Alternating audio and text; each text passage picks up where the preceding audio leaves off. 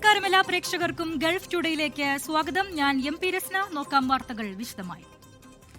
ഖത്തറിലെ Ras ലഫാനിലെ gas ഫാക്ടറിയിലുണ്ടായ സ്ഫോടനത്തിൽ മരിച്ചവരിൽ മലയാളിയും. കോഴിക്കോട് നാദാപുരം പുറമേരി സ്വദേശി അർജുനാണ് മരിച്ചത്.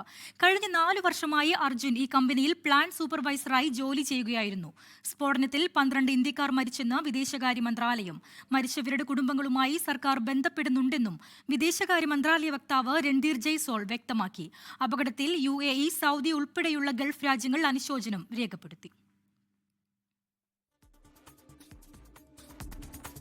സൗദി അറേബ്യയിൽ പ്രവാസികൾക്കും വിദേശ കമ്പനികൾക്കും വലിയ നിക്ഷേപ സാധ്യതകൾ തുറക്കുന്ന സുപ്രധാന തീരുമാനവുമായി മന്ത്രിസഭായോഗം. വിദേശികൾക്ക് രാജ്യത്ത് റിയൽ എസ്റ്റേറ്റ് ഉടമസ്ഥാവകാശം നൽകുന്ന പുതിയ നിയമത്തിന്റെ ചട്ടങ്ങൾക്ക് ക്യാബിനറ്റ് അംഗീകാരം നൽകി. സൽമാൻ രാജാവിന്റെ അധ്യക്ഷതയിൽ ചേർന്ന യോഗത്തിലാണ് ഈ തീരുമാനമുണ്ടായത്. വിദേശികൾക്ക് സൗദി അറേബ്യയിൽ സ്വന്തമായി വസ്തുവകകൾ വാങ്ങാൻ അനുമതി നൽകുന്ന റിയൽ എസ്റ്റേറ്റ് നിയമത്തിന്റെ ചട്ടങ്ങൾക്കാണ് മന്ത്രിസഭായോഗം അന്തിമ അനുമതി നൽകിയത്. വിദേശികൾക്ക് രാജ്യത്തെ ഏതൊക്കെ സ്ഥലങ്ങളിലാണ് വസ്തു വാങ്ങാൻ അനുമതിയുള്ളത് എന്നതിന്റെ ഭൂമിശാസ്ത്രപരമായ അതിരുകളും ക്യാബിനറ്റ് കൃത്യമായി നിശ്ചയിച്ചു.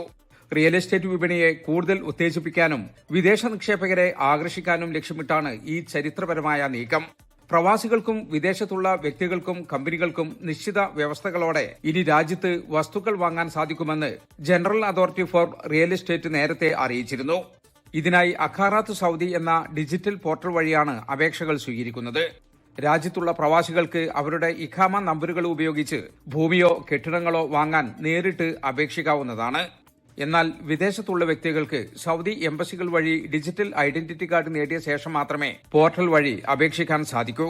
സൗദിയിൽ നിലവിൽ ശാഖകളില്ലാത്ത വിദേശ കമ്പനികൾക്ക് ഇൻവെസ്റ്റ് സൗദി പ്ലാറ്റ്ഫോം വഴി രജിസ്റ്റർ ചെയ്ത് വസ്തുവകകൾ വാങ്ങാൻ അനുമതി ലഭിക്കും. അതേസമയം മക്ക, മദീന നഗരങ്ങളിൽ മുസ്ലിങ്ങൾക്കും സൗദി കമ്പനികൾക്കും മാത്രമാണ് ഉടമസ്ഥാവകാശത്തിന് അനുവാദമുള്ളത്. ജലീൽ കണ്ണമംഗലം, 24 ജിദ്ദ. സൗദി അറേബ്യയിൽ പുകവലിക്കാനുള്ള നിയമപരമായ പ്രായപരിധി 18 നിന്നും 21 ഉയർത്താൻ ശുപാർശ. കിങ് ഖാലിദ് ഫൗണ്ടേഷനാണ് നിർദ്ദേശം മുന്നോട്ട് വെച്ചത്. ഇ സിഗരറ്റുകൾക്കും ഓൺലൈൻ പുകയില വിൽപ്പനയ്ക്കും കർശന നിയന്ത്രണം ഏർപ്പെടുത്താനും നിർദ്ദേശം. സൗദിയിലെ കുട്ടികളുടെ അവസ്ഥയെക്കുറിച്ച് കിങ് ഖാലിദ് ഫൗണ്ടേഷൻ തയ്യാറാക്കിയ പുതിയ പഠന റിപ്പോർട്ടിലാണ് ഈ സുപ്രധാന ശുപാർശകളുള്ളത്. രാജ്യത്തെ പുകയില വിരുദ്ധ നിയമത്തിൽ ആവശ്യമായ മാറ്റങ്ങൾ വരുത്തി പുകവലി പ്രായം 21 ഉയർത്താൻ റിപ്പോർട്ട് ആവശ്യപ്പെട്ടു. കുട്ടികളെ ആകർഷിക്കുന്ന തരത്തിലുള്ള ഫ്ലേവറുകൾ ചേർത്ത ഇലക്ട്രോണിക് സിഗരറ്റുകളുടെ വിൽപ്പന പൂർണ്ണമായി നിരോധിക്കണം. ഒരു തവണ മാത്രം ഉപയോഗിച്ച് കളയുന്ന ഡിസ്പോസിബിൾ ഇ സിഗരറ്റുകളും വിപണിയിൽ നിന്ന് ഒഴിവാക്കണം. ഇത് കുട്ടികളിലെ ഉപയോഗം കുറയ്ക്കാൻ സഹായിക്കും. കൂടാതെ പരിസ്ഥിതി മലിനീകരണം തടയാനും ഇത് ഉപകരിക്കും. വിവിധ ഡിജിറ്റൽ സ്റ്റോറുകൾ വഴിയും ഡെലിവറി ആപ്പുകൾ വഴിയും പുകയില ഉൽപ്പന്നങ്ങൾ വിൽക്കുന്നത് തടയണം. ഇതിനായി വാണിജ്യ മന്ത്രാലയവും ഗതാഗത അതോറിറ്റിയും തങ്ങളുടെ നിയമങ്ങൾ പരിഷ്കരിക്കണം. പുകയില ഉൽപ്പന്നങ്ങൾ വിൽക്കുന്ന കടകളിൽ പ്രായപരിശോധന കർശനമാക്കണം.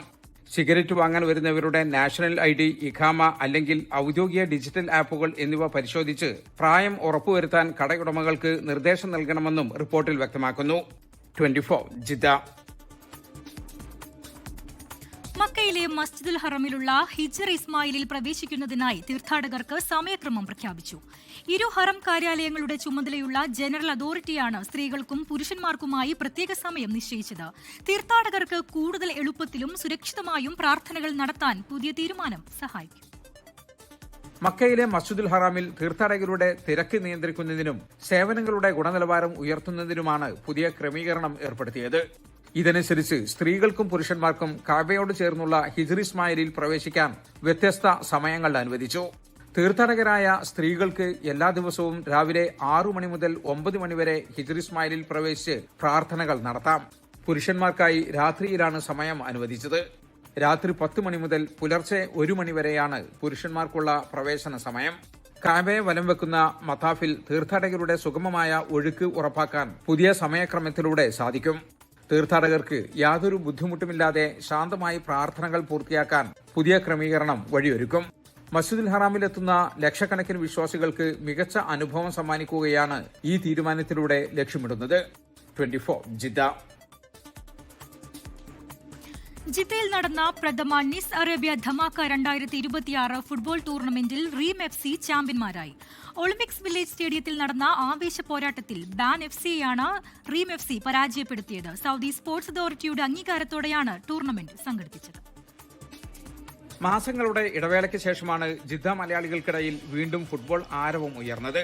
2 രാവുകളിലായി നടന്ന ടൂർണമെന്റിൽ ആകെ 6 ടീമുകൾ മാറ്റിവെച്ചു. ലീഗ് റൌണ്ടിൽ മികച്ച കളി പുറത്തെടുത്ത് ബാൻ എഫ്സിയും റീം എഫ്സിയും ഫൈനലിലേക്ക് മുന്നേറി. VP സുഹൈർ, ദിൽഷാദ് അഹമ്മദ്, മുൻഷിദ്, അക്മൽ ഖാൻ തുടങ്ങി പ്രഗത്ഭ താരങ്ങൾ ഇരുവശത്തുമായി അണിനിരന്ന ഫൈനൽ മത്സരം കടുത്ത പോരാട്ടമായി മാറി. കളിയുടെ ആദ്യ പകുതിയിൽ മത്സരത്തിന്റെ വിധി നിർണയിച്ച സുപ്രധാന ഗോൾ പിറന്നു. റീം എഫ്സിയുടെ സുഹൈൽ ഉതിർത്ത മനോഹരമായ ഒരു ലോങ് റേഞ്ച് ഷോട്ട് ബാൻ എഫ്സിയുടെ വല കുലുക്കി. രണ്ടാം പകുതിയിൽ റീം എഫ്സിക്ക് അനുകൂലമായി ലഭിച്ച പെനാൽറ്റി ഇന്ത്യൻ താരം VP സുഹൈറിന് ഗോളാക്കാൻ സാധിച്ചില്ല. ഒടുവിൽ എതിരില്ലാത്ത ഒരു ഗോളിന് ബാൻ എഫ്സിയെ പരാജയപ്പെടുത്തി റീം എഫ്സി കിരീടം സ്വന്തമാക്കി. ബാൻ എഫ്സിയുടെ ദിൽഷാദ് അഹമ്മദ് മികച്ച കളിക്കാരനായും ടോപ്പ് സ്കോററായും മാറി. ഇതേ ടീമിലെ ഇഖ്ബാലാണ് മികച്ച ഗോൾ കീപ്പർ. ടൂർണമെന്റിന്റെ ഭാഗമായി കുട്ടികൾക്കായി സംഘടിപ്പിച്ച സൌഹൃദ മത്സരത്തിൽ താലന്റ് എഫ്സിയെ 5 ഗോളുകൾക്ക് പരാജയപ്പെടുത്തി IAS ജിദ്ദ വിജയിച്ചു. ഫിഫയും സൗദി സ്പോർട്സ് അതോറിറ്റിയും അംഗീകരിച്ച പ്രൊഫഷണൽ റഫറിമാരാണ് ടൂർണമെന്റിലെ മത്സരങ്ങൾ നിയന്ത്രിച്ചത്. ഡോക്ടർ ഇന്ദു ചന്ദ്രശേഖരൻ, നൌഷാദ് ചാത്തല്ലൂർ എന്നിവരുടെ നേതൃത്വത്തിലുള്ള വിപുലമായ സംഘാടക സമിതിയാണ് ടൂർണമെന്റിന്റെ മുഴുവൻ ഒരുക്കങ്ങളും നടത്തിയത്. മികച്ച കളിമികവും കൃത്യമായ റഫറിംഗും കൊണ്ട് ധമാക്ക 2026 ജിദ്ദയിലെ കായിക പ്രേമികൾക്ക് വേറിട്ടൊരു ഫുട്ബോൾ വിരുന്നായി മാറി. Jaleel Kannamangalam, 24 Jeddah. US state secretary Marco Rubio UAEയിൽ ഇറാനുമായുള്ള കരാർ ഗൾഫ് നേതാക്കളോട് വിശദീകരിക്കും. നാളെ UAE നേതാക്കളുമായി കൂടിക്കാഴ്ച നടത്തും. തുടർന്ന് കുവൈത്തിലേക്ക് പോകും. ദുബായിൽ നിന്ന് മുഹമ്മദ് റഹീസ് ഉണ്ട് വിശദാംശങ്ങളുമായി. റഹീസ്, അങ്ങനെ മാർക്കോ റൂബിയോയുടെ UAE സന്ദർശനത്തിന് തുടക്കമായിരിക്കുന്നു. നാളെ UAE നേതാക്കളുമായി കൂടിക്കാഴ്ച നടത്തും. എന്തെല്ലാം കാര്യങ്ങൾ ചർച്ചയാകും? വിശദാംശങ്ങൾ എങ്ങനെയാണ്? മാർക്കോ റൂബിയോയുടെ പശ്ചിമേഷ്യൻ പര്യടനത്തിന് തുടക്കമിടുകയാണ്. UAE, കുവൈറ്റ്, ഒപ്പം തന്നെ ബഹ്റൈൻ എന്നീ 3 ഗൾഫ് രാജ്യങ്ങളാണ് റൂബിയോ സന്ദർശിക്കുക. ഇതൊരു ആദ്യപാദ സന്ദർശനം അല്ലെങ്കിൽ ആദ്യഘട്ട സന്ദർശനം എന്നൊക്കെ പറയാൻ കഴിയും. കാരണം ഡീറ്റെയിൽ ആയി ഈ ഗൾഫ് രാജ്യങ്ങളിലേക്കൊക്കെ അദ്ദേഹം വീണ്ടും ഒരു തവണ കൂടി എത്തുന്നുണ്ട് എന്ന വിവരം നേരത്തെ പുറത്തു വന്നിരുന്നു. എന്തായാലും ഇപ്പോൾ അദ്ദേഹം അബുദാബി വിമാനത്താവളത്തിലെത്തി. UAEയിൽ ഉണ്ട്. നാളെ UAE നേതാക്കളുമായി പ്രധാനമായും രാവിലെ കൂടിക്കാഴ്ച നടത്തും. അതിനുശേഷം കുവൈറ്റിലേക്ക് യാത്ര തിരിക്കും എന്നുള്ള വിവരമാണ് ലഭിക്കുന്നത്. കുവൈറ്റിലേക്ക് പോകും. ശേഷം ബഹ്റൈനിലേക്കും യാത്ര തിരിക്കും. ഈ GCC കൗൺസിലിന്റെ വിദേശകാര്യമന്ത്രിമാരുടെ ഒരു യോഗം ചേരുന്നുണ്ട് ബഹ്റൈനിൽ. അപ്പോൾ അതിലും അദ്ദേഹം പങ്കെടുക്കും എന്നുള്ളതാണ് നിലവിൽ ലഭിക്കുന്ന വിവരം. ഏറ്റവും പ്രധാനമായും അമേരിക്ക ഇറാൻ ധാരണയെക്കുറിച്ച് ഗൾഫ് രാജ്യങ്ങൾക്കിടയിൽ ഉള്ള ആശങ്ക അകറ്റുക എന്നുള്ളതാണ് പ്രധാന ലക്ഷ്യം. അതിൽ തന്നെയും ഈ സമാധാന കരാറിലെ കീ പോയിന്റുകൾ അവിടെ ചർച്ചയാകും. അത് ഏതൊക്കെ തരത്തിൽ ഗൾഫ് രാഷ്ട്രങ്ങളെ അടക്കം ബാധിക്കും എന്നുള്ളത് മാർക്കോ റൂബിയോ അതിന്റെ ഒരു രൂപരേഖ, അതിന്റെ കൃത്യമായിട്ടുള്ള ഒരു വിശദീകരണമൊക്കെ ഈ ഗൾഫ് നേതാക്കൾക്ക് നൽകും.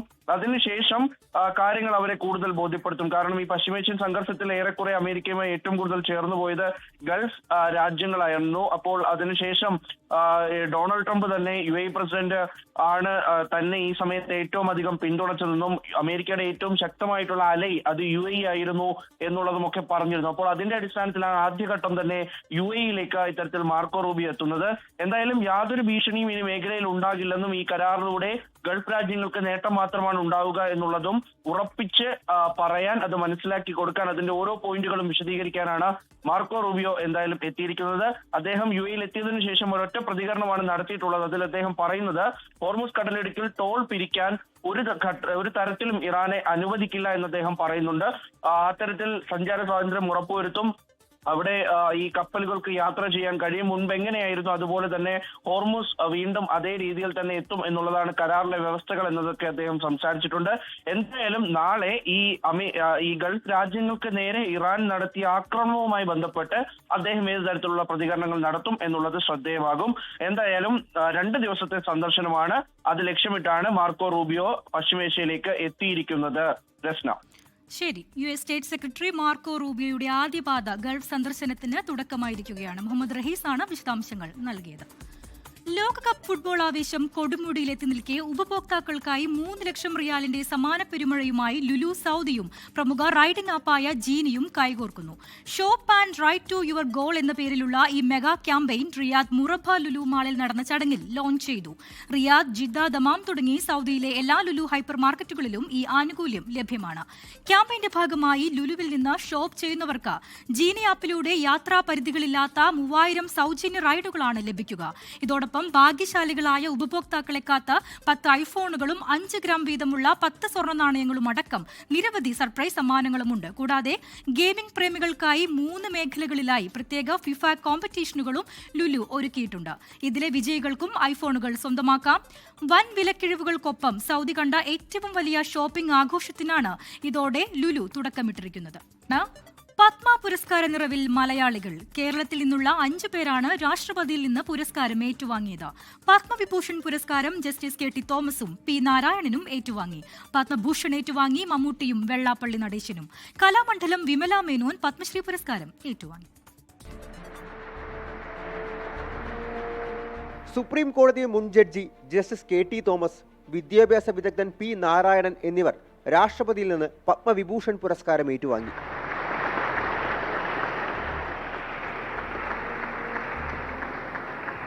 മലയാളത്തിന്റെ മഹാനടൻ മമ്മൂട്ടി പത്മഭൂഷൺ പുരസ്കാരം ഏറ്റുവാങ്ങി. മലയാളികൾ കാണാൻ ആഗ്രഹിച്ച നിമിഷത്തിന് രാഷ്ട്രപതി ഭവൻ സാക്ഷ്യം വഹിച്ചു.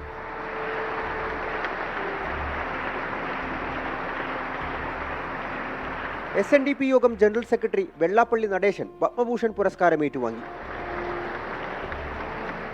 നർത്തകി കലാമണ്ഡലം വിമല മേനോൻ പത്മശ്രീ അവാർഡ് സ്വീകരിച്ചു. പത്മ പുരസ്കാരങ്ങളുടെ 2ാം ഘട്ട വിതരണത്തിൽ 65 പേരാണ് ഇന്ന് അവാർഡുകൾ ഏറ്റുവാങ്ങിയത്. ക്രിക്കറ്റ് താരവും മുൻ ഇന്ത്യൻ പുരുഷ ടീം ക്യാപ്റ്റനുമായിരുന്ന രോഹിത് ശർമ്മ, സിനിമാ താരം R മാധവൻ എന്നിവരും പത്മശ്രീ ഏറ്റുവാങ്ങി. 24 ഡൽഹി. പത്മഭൂഷൺ പുരസ്കാരം സ്വീകരിച്ചതിനു പിന്നാലെ പ്രധാനമന്ത്രിയെ സന്ദർശിച്ച് മമ്മൂട്ടി. ഭാര്യ സുൽഫത്ത്, മകൾ സുറുമി, മകൻ ദുൽഖർ സൽമാൻ, ദുൽഖറിന്റെ ഭാര്യ അമാൽ എന്നിവർക്കൊപ്പമാണ് മമ്മൂട്ടി നരേന്ദ്രമോദിയെ കണ്ടത്. മമ്മൂട്ടിക്കും കുടുംബത്തിനും ഒപ്പമുള്ള ഫോട്ടോകൾ പ്രധാനമന്ത്രി ഫേസ്ബുക്ക് പോസ്റ്റിൽ പങ്കുവച്ചു. വീര്യം കുറഞ്ഞ മദ്യത്തിന് നികുതി ഇളവ് നൽകാനുള്ള ബജറ്റ് പ്രഖ്യാപനത്തിൽ അഴിമതി ആരോപിച്ച് പ്രതിപക്ഷം. മദ്യക്കമ്പനിയായ ബെക്കാഡിയുടെ അപേക്ഷ സ്വീകരിച്ച് അതിവേഗത്തിലാണ് തീരുമാനം വന്നത് എന്നും അഴിമതിക്ക് വേണ്ടിയാണിതെന്നും പ്രതിപക്ഷം ആരോപിച്ചു. ഭരണപക്ഷത്ത് നിന്ന് ആവശ്യം ഉയർന്നതിനു പിന്നാലെ ആരോപണം സഭാരേഖകളിൽ നിന്ന് നീക്കി.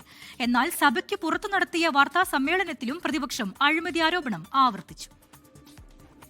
അടിയന്തര പ്രമേയ നോട്ടീസ് നിരാകരിച്ചതിനു പിന്നാലെയാണ് പ്രതിപക്ഷം വീര്യം കുറഞ്ഞ മദ്യത്തിന് നികുതി കുറച്ച തീരുമാനത്തിൽ അഴിമതി ആരോപിച്ചത്. മുഖ്യമന്ത്രിയും ആഭ്യന്തരമന്ത്രിയും ആവശ്യപ്പെട്ടതിനെ തുടർന്ന് ആരോപണം സഭാരേഖകളിൽ നിന്ന് നീക്കി. എന്നാൽ സഭാ സമുച്ചയത്തിൽ നടത്തിയ വാർത്താ സമ്മേളനത്തിൽ പ്രതിപക്ഷം അഴിമതി ആരോപണം ആവർത്തിച്ചു. ബക്കാഡി കമ്പനി എന്ന് പറയുന്ന ഒരു സ്ഥാപനത്തിന്റെ അപേക്ഷയുടെ അടിസ്ഥാനത്തിൽ ആണ് ഈ തീരുമാനമെടുത്തത്. റെക്കോർഡ് വേഗത്തിൽ ഇതിന്റെ ഫയൽ മൂവ്മെന്റ് നടന്നു എന്നുള്ളതാണ് ഇപ്പോൾ പുറത്തു വന്നേക്കുന്ന കാര്യം. വളരെ പെട്ടെന്ന് മണിക്കൂറുകൾ കൊണ്ട് തന്നെ ഫയൽ ജമ്പ് ചെയ്ത് പോയി. സഭാതലത്തിലെ അഴിമതി ആക്ഷേപം ചട്ടവിരുദ്ധമെന്നാണ് ഭരണപക്ഷത്തിന്റെ നിലപാട്. ഞാൻ പ്രതിപക്ഷ നേതാവായിരുന്നയാണ്, വാക്കൌട്ട് ചെയ്യാം. പക്ഷേ ആ കേസിന്റെ മെറിറ്റിലേക്ക് ആ റൂൾ 50 കൊടുത്ത നോട്ടീസിലെ മുഴുവൻ കാര്യങ്ങളും അദ്ദേഹം പ്രസംഗിച്ചു. ഞങ്ങൾക്ക് ഗവൺമെന്റ് സൈഡിൽ നിന്നും മറുപടി പറയാൻ അവസരം പോലും കിട്ടാത്ത ഒരു കാര്യമാണ്. റൂൾ 52ന്റെ വളരെ വലിയ വയലേഷനാണ് ഇവിടെ നടന്നിരിക്കുന്നത് സഭയിൽ. ബജറ്റ് ചർച്ചയുടെ ആദ്യ ദിവസം പരാമർശ വിഷയം മാത്രമായിരുന്ന നികുതി കുറയ്ക്കൽ റൂൾ 50 പ്രകാരം ഉന്നയിക്കാനായിരുന്നു ഇന്നത്തെ പ്രതിപക്ഷത്തിന്റെ ശ്രമം. KN ബാലഗോപാൽ നൽകിയ നോട്ടീസ് സ്പീക്കർ തള്ളിക്കളഞ്ഞു. അത് ദയവായിട്ട് ചർച്ചയാക്കരുത്. നമുക്ക് അങ്ങേക്ക് ഇത് വേണമെങ്കിൽ ഒരു സബ്മിഷനായിട്ട് പിന്നീട് ഏതെങ്കിലും സന്ദർഭത്തിൽ കൊണ്ടുവരാം. അടിയന്തര പ്രമേയ നോട്ടീസ് തള്ളിയത് സഭയെ പ്രക്ഷുബ്ധമാക്കി. പ്രതിപക്ഷാംഗങ്ങൾ സഭയുടെ നടുത്തളത്തിലിറങ്ങി പ്രതിഷേധിച്ചു.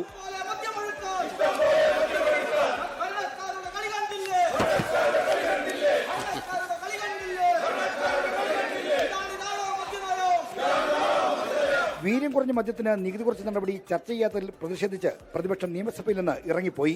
24 തിരുവനന്തപുരം.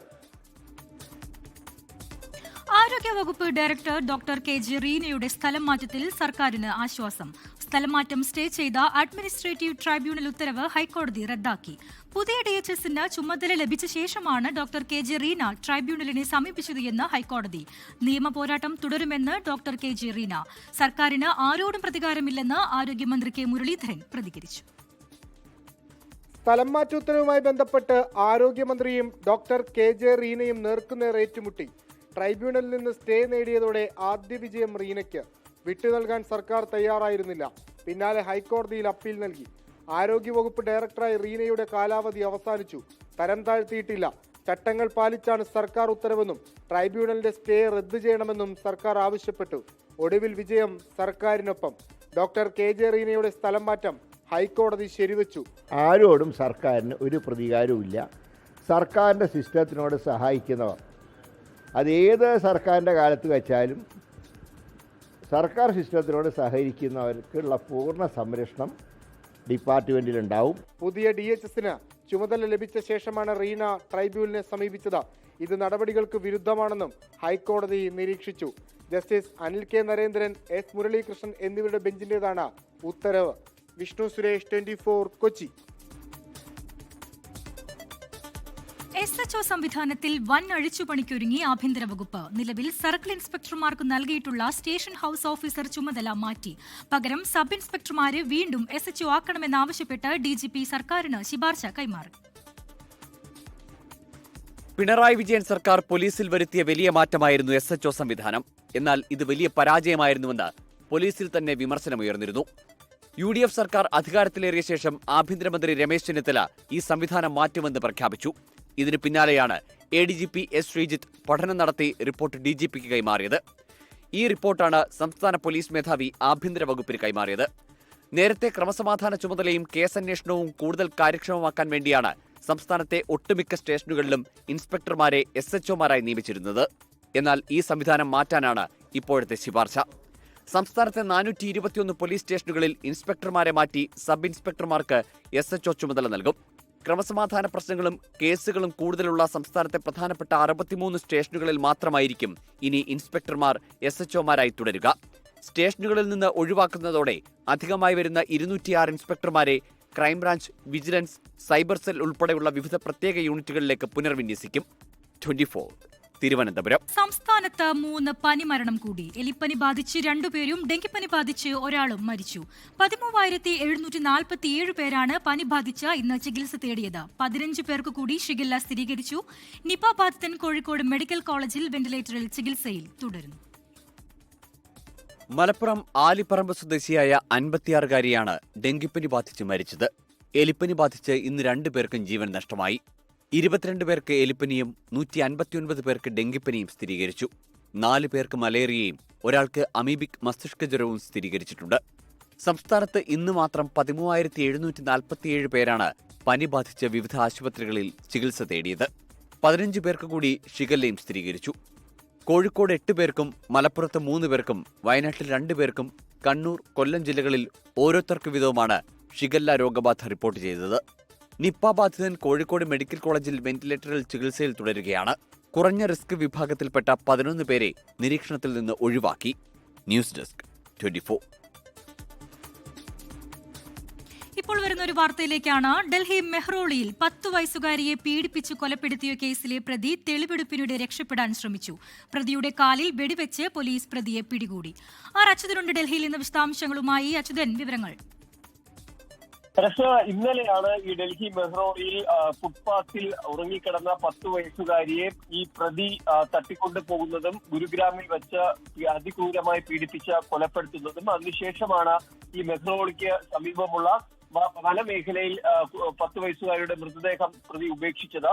ഈ പ്രതിയുമായി പോലീസ് തെളിവെടുപ്പിനായി ഈ പ്രദേശത്തേക്ക് പോയ ഘട്ടത്തിലാണ് പ്രതി ഇവിടെ നിന്ന് പോലീസിന്റെ പിടിവിട്ട് രക്ഷപ്പെടാനൊരു ശ്രമം നടത്തിയത്. എന്തായാലും ഈ പ്രതിയെ ഒരു ഏറ്റുമുട്ടലിലൂടെയാണ് പോലീസ് പിന്നീട് പിടികൂടുന്നത്. പ്രതിയുടെ കാലിൽ പോലീസ് വെടിവെക്കുകയാണ് ഉണ്ടായത്. നിലവിൽ ഇപ്പോൾ ഈ പ്രതിയെ ആശുപത്രിയിലേക്ക് പ്രവേശിപ്പിച്ചിട്ടുണ്ട്. വേറെ ആരോഗ്യനിലയിൽ കാര്യമായ പ്രശ്നങ്ങളൊന്നുമില്ല. കാലിലാണ് പ്രതിക്ക് വെടിയേറ്റിരിക്കുന്നത്. എന്തായാലും നിലവിൽ ഇപ്പോൾ വീണ്ടും പോലീസിന്റെ കസ്റ്റഡിയിലായിരിക്കുകയാണ് പ്രതി. ഇപ്പോൾ കാലിലാണ് ഇദ്ദേഹത്തിന് വെടിയേറ്റിയിരിക്കുന്നത്. കാലിൽ വെടിവെച്ചാണ് ഇദ്ദേഹത്തെ പിടികൂടിയിരിക്കുന്നത്. അപ്പോൾ ഇദ്ദേഹത്തിന് പരിക്ക് എത്രത്തോളം ഉണ്ട്? അങ്ങനെ എന്തെങ്കിലും പ്രശ്നങ്ങളുണ്ടോ? കാലിന് പരിക്ക് ഗുരുതരമാണോ? രചന കാലിൽ വെടിയേറ്റു എന്നത് മാത്രമേ ഉള്ളൂ. മറിച്ച് ഈ അദ്ദേഹത്തിന്റെ ആരോഗ്യനില സംബന്ധിച്ച്, പ്രതിയുടെ ആരോഗ്യനില സംബന്ധിച്ച് യാതൊരു ആശങ്കയും നിലവിലില്ല. പ്രതി ഇപ്പോഴും പോലീസിന്റെ കസ്റ്റഡിയിൽ തന്നെയാണ് ഉള്ളത്.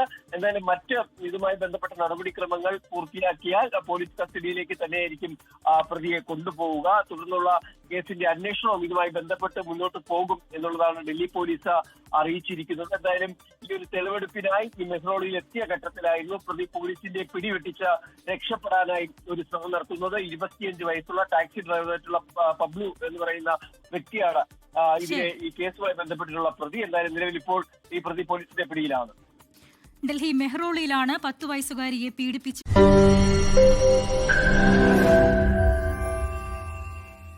ലോകത്തെവിടെയായാലും ഏത് സമയത്തും 24 വാർത്തകളും ഓഗ്മെന്റഡ് റിയാലിറ്റി പാക്കേജുകളും എക്സ്പ്ലെയിനറുകളും വിശദമായി കാണാൻ ഞങ്ങളുടെ യൂട്യൂബ് ചാനൽ നിങ്ങൾക്ക് സബ്സ്ക്രൈബ് ചെയ്യാം.